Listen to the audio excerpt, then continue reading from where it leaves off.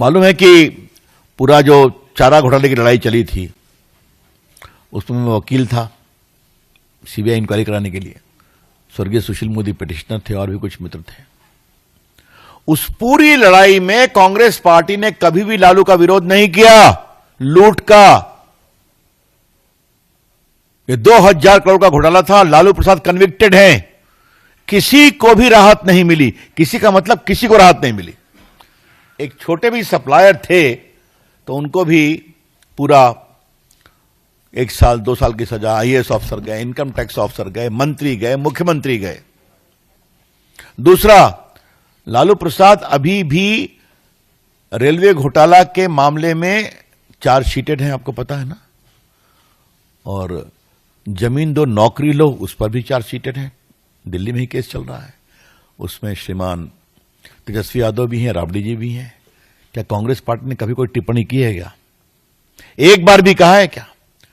तो मेरा स्पष्ट आरोप है कि बिहार में जो खौफ, अपहरण, लूट, भ्रष्टाचार का पूरा पर्याय रही है लालू प्रसाद की सरकार, उनके पीछे हमेशा कांग्रेस खड़ी रही है। उनको बचाने के लिए, समझाने के लिए, संभालने के लिए, मजबूती देने के लिए। और पूरा ये जो लालू प्रसाद जो दिल्ली में रेल मंत्री थे यूपीए सरकार में, तो कहते सरकार तो मैं चलाता हूं। तो आज जब कांग्रेस पार्टी बिहार में आई है ना वर्किंग कमेटी करने, तो इस अतीत का जवाब देना पड़ेगा। और वो मैं सवाल देश के पार्टी के राष्ट्रीय मंच से उठा रहा हूं। आप चुप क्यों थे जब बिहार के लोगों को किडनैप किया जा रहा था? आप चुप क्यों थे जब किडनैपिंग की, रैंसम की समझदारी मुख्यमंत्री के घर से हो रही थी? आप चुप क्यों थे जब चारा घोटाला, कचरा घोटाले में जनता के टैक्स पेयर का पैसा लूट रहा था?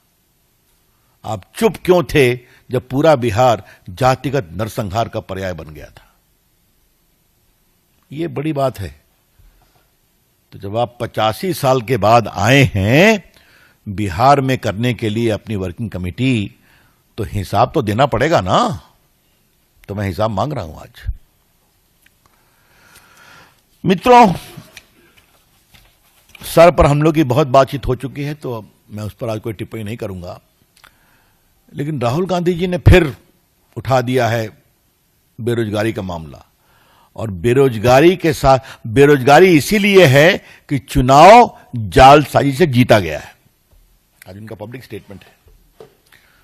Rahul Gandhi has made a very shocking statement that there is unemployment in the country because of forgery in the elections. तो अब वो सिर्फ इसी इलेक्शन पर नहीं रह रहे हैं, अब वो 14 से शुरू कर रहे हैं। पहला सवाल है, राहुल गांधी जी क्या देश के जनता और वोटर्स का अपमान कर रहे हैं?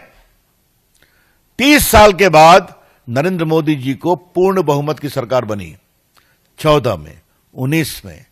देश में हम कितनी जगह सरकारें हैं हमारी? 19 जगह है ना? इंडिया में। हाँ, 19 प्रदेश में हमारी सरकारें हैं। क्या कहना चाहते हैं? सब जीते हैं जालसाजी से। राहुल गांधी जी, देश की लोकतांत्रिक प्रक्रिया का अपमान करना बंद करिए और देश की जनता के वोट के अधिकार का अपमान करना बंद करिए।